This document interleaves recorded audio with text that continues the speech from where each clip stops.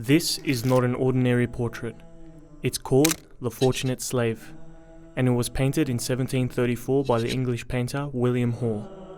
On the surface, it might look like a typical English painting, but what's really special about it is that amongst all the paintings of famous English men and women of the 18th century, this is the very first in which the subject is black.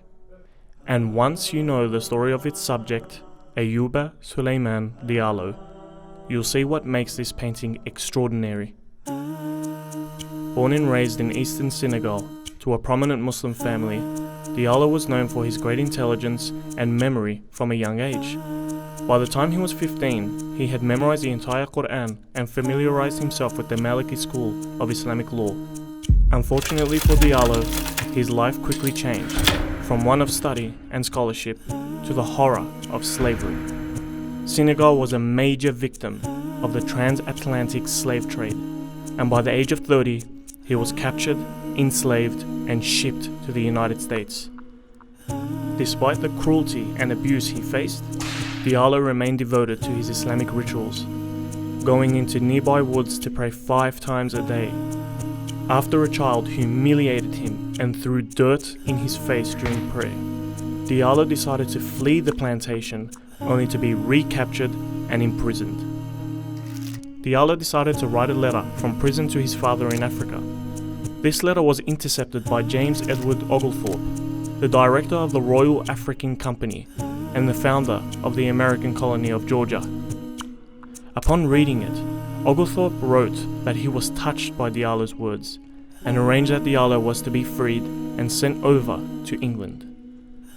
When Diallo arrived in 1733, he was greeted as a free man amongst the people of England. He made friends in the circles of the elite and would often debate with Christian priests and bishops.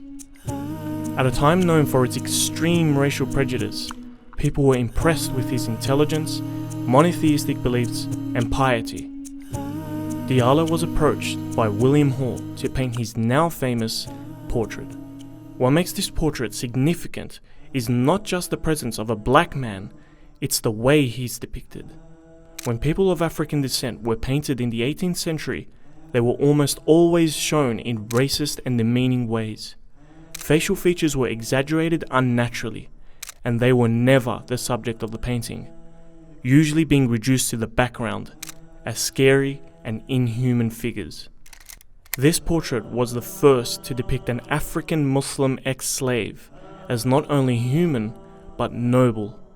His posture and frontal direction were chosen to make him more likable, and his expression is pleasant, rather than evil or disturbed. However, what really stands out is the red book hung around his neck. This book is one of 3 Qur'ans Diallo had written purely from memory during his imprisonment. In many ways, this portrait sums up his incredible story. A profoundly religious West African man, enslaved and abused, who won respect and freedom from a society that believed he was inferior, and who throughout his years in slavery never lost pride in his identity as a black Muslim.